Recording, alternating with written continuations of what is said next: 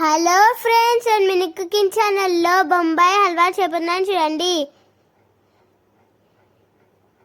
First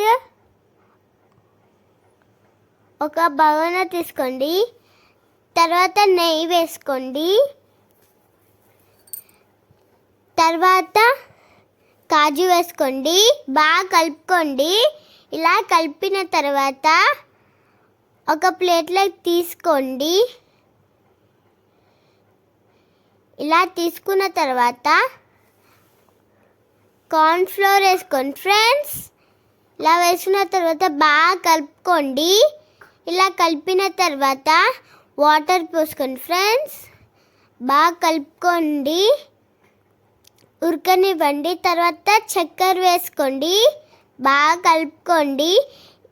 ఇలా కలిపిన తర్వాత కలర్ వేసుకోండి, బాగా కలుపుకోండి.